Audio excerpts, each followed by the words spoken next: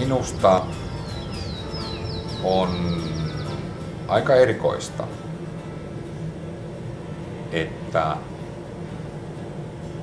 tai ajatella näin, että jotta sä pystyisit kasvattamaan ihmisille ruokaa, niin se täytyy pystyä myrkyttämään ensin. Eikö tunnu vähän hassulta? Jos mä menen tosta ja syön Big Macin, niin se on mun asia. Mutta jos mä menen ja ostan Big Macin ja mä lyön sen mun 6-vuotiaalle tyttärelle, niin sit se ei ole enää vaan mun asia.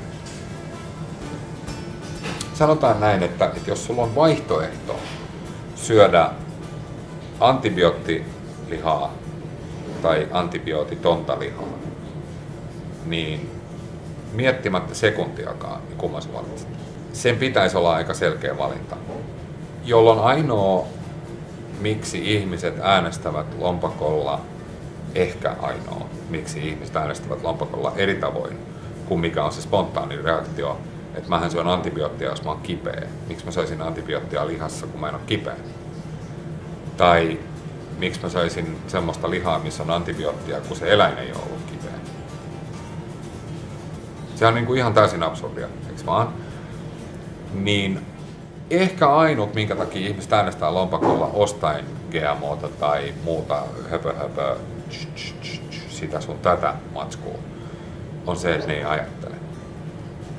Sulle ei käy mielessä, että jos sä työnnät sun lapsen kurkkuun kokista 1,5 litraa päivässä tai enemmän, että sillä on seurauksia. Mä oon ammattilainen, jonka päätehtävä joka päivä, kun mä teen töitä, on tehdä muille ruokaa, eikä mulle itselleni. Niin siinä on isompi vastuu kuin siinä, että mä teen vaan itselleni jonkun nopean pastin.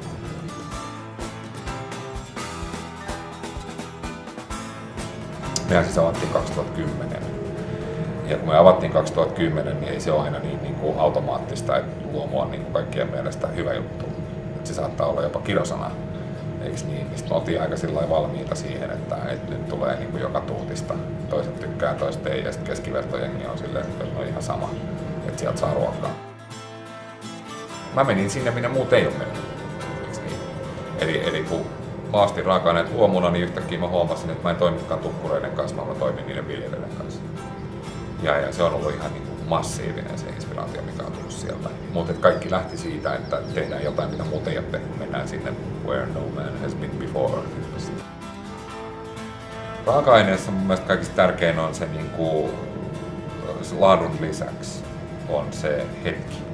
Se, että se on sesongissa ja se, että se on niin kuin elossa. Ja sitten myöskin se, että se on tietyn tyyppinen kokemus. Syöminenhän on aina kokemista. Oli se vaan tankkaamista tai sitten siellä ihan fine diningissa semmoista osastoa. Raaka-aineen valinnassa myöskin niin kuin, mun mielestä yksi tärkeimpiä on sen hetken ja sesongin lisäksi se, että kuinka paljon sitä pystyy käyttämään. Mulla on tullut semmoinen niin kuin utopistinen uteliaisuus, että voisiko löytää semmoisia raaka-aineita, mistä voisikin käyttää kaiken.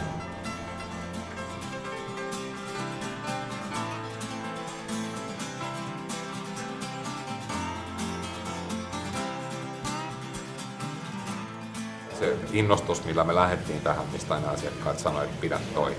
Kun kaikki menettää sen, kaikki jotenkin, että et sä pysty mitenkään ylläpitämään tuota innostusta.